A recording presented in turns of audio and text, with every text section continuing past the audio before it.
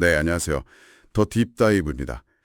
지난 1부에서는 저희가 소녀시대 그 시작에 대해 이야기 나눴었죠.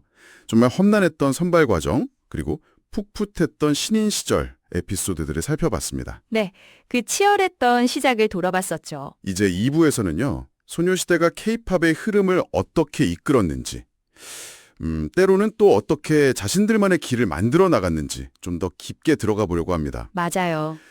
대표곡들을 중심으로 그 음악적 특징, 그리고 퍼포먼스가 당시 다른 그룹들과 어떻게 달랐는지 그 차별점에 좀 주목해서 이야기를 나눠볼게요. 네, 소녀시대는 사실 단순히 히트곡이 많은 그룹, 이걸 넘어서요. 매번 새로운 시도를 했어요. 음악적으로도 그렇고 시각적으로도 그렇고. 그렇죠. 그래서 K-팝 씬 전체에 정말 큰 영향을 준 그룹입니다.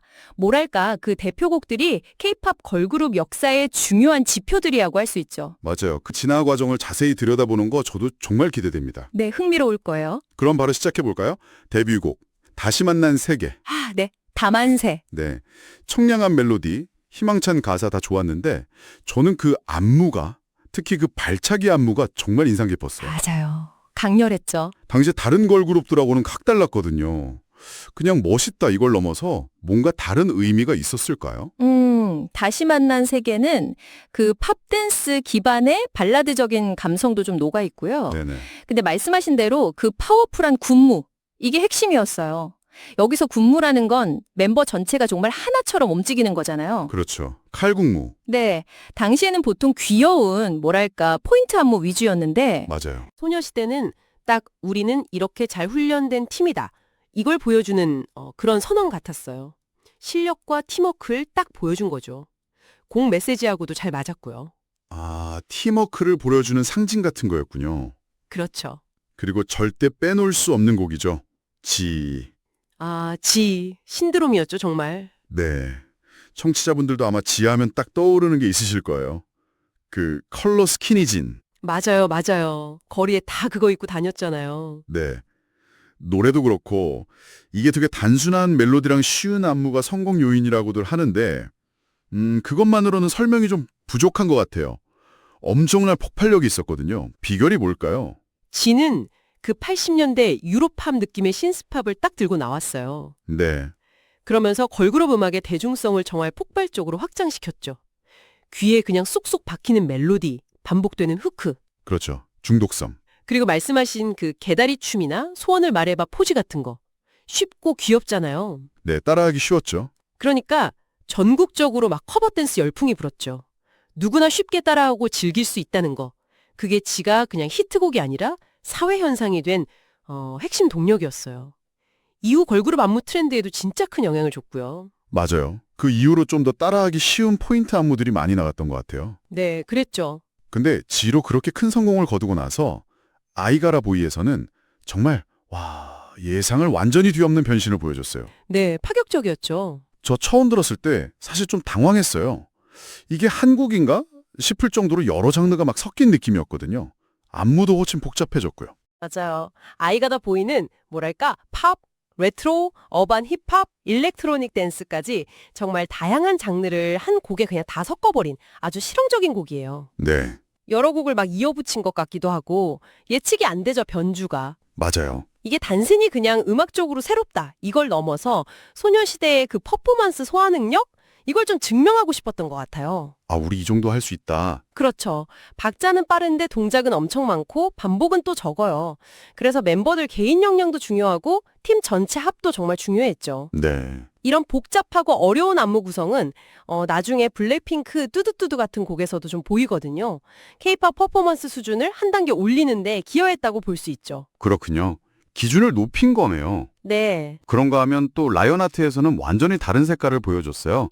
복고 콘셉트. 네, 라이언 하트. 어쩜 그렇게 세련되게 소화했는지 모르겠어요. 특히 저는 그 도입부 태연 씨 목소리가 곡 분위기를 그냥 확 잡더라고요. 맞아요. 그 목소리가 딱 길을 사로잡죠. 네. 어떻게 레트로를 이렇게 현대적으로 촌스럽지 않게 풀 수 있었을까요? 그게 바로 그 현대적인 재해석의 힘이죠. 60년대 레트로 사운드를 가져왔지만 멤버들 각자의 매력적인 보컬이랑 세련된 편곡을 더해서 전혀 올드하지 않게 만든 거예요. 그리고 우아하면서도 또 중독성이 있는 포인트 안무, 군무 이런 것들이 잘 어우러졌고요. 이게 바로 소녀시대만이 보여줄 수 있는 완성도였죠. 네. 끊임없이 콘셉트를 바꾸는데도 항상 퀄리티가 높아요. 그렇죠. 그 저력을 보여준 곡이라고 할 수 있습니다.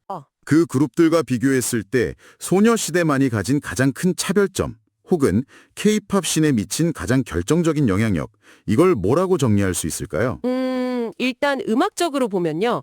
당시 다른 걸그룹들은 주로 댄스나 발라드 이쪽에 좀 집중했다면 소녀시대는 팝, 일렉트로닉, 힙합, 레트로 훨씬 넓은 스펙트럼을 시도하고 또 성공시켰다는 점이 중요해요. 네, 장르가 정말 다양했죠. 그리고 퍼포먼스 측면에서는 그냥 따라하기 쉬운 포인트 안무 이걸 넘어서요. 다시 만난 세계의 그 칼군무나 알가라보이의 고난도 퍼포먼스처럼 보는 사람을 그냥 압도하는 무대 장악력, 완성도 이걸 보여줬다는 게 핵심입니다. 아, 무대로 압도하는 힘. 네, 이게 소녀시대를 그냥 아이돌 그룹이 아니라 와, 실력 있는 퍼포먼스 그룹이다. 이렇게 각인시키는 결정적인 계기가 됐고요.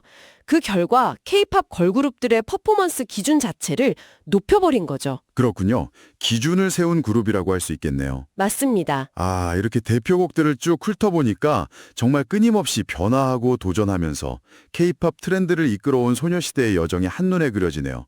익숙함에 머무르지 않는 모습이 정말 인상 깊습니다. 네, 맞아요. 그들의 음악과 퍼포먼스는 단순히 그냥 인기 얻는 차원이 아니었어요. K-팝의 음악적, 시각적 스펙트럼을 확장시키고 또 후배 그룹들에게 정말 많은 영감을 줬죠. 진정한 트렌드세터라는 말이 아깝지 않습니다. 네, 오늘 소녀시대의 음악적 진화 이야기는 여기까지 나누겠습니다. 듣고 보니 정말 대단한 그룹이라는 생각이 다시 드네요. 그렇죠. 다음 3부에서는요. 9멤버 각각의 다채로운 개성과 매력, 그리고 솔로 및 유닛 활동을 통해 보여준 또 다른 음악 세계, 소녀시대가 함께 써내려간 그 빛나는 기록들을 더 자세히 살펴볼 예정이니까요. 다음 시간도 기대 많이 해주세요. 네, 멤버들 이야기도 정말 재밌을 겁니다. 자, 그런데 여기서 청취자 여러분께 질문 하나 던져보고 싶네요. 오늘 이야기 나눈 것처럼 소녀시대가 K-팝 걸그룹의 성공 공식을 만들었다, 이런 평가가 많잖아요. 네, 그렇죠. 과연 그 성공 공식이라는 것이 후배 그룹들에게는 어떤 의미였을까요? 축복이었을까요? 아니면 넘어야 할 아주 거대한 벽이었을까요? 한 번쯤 생각해 보시면 흥미로울 것 같습니다. 저희는 다음 시간에 다시 찾아뵙겠습니다.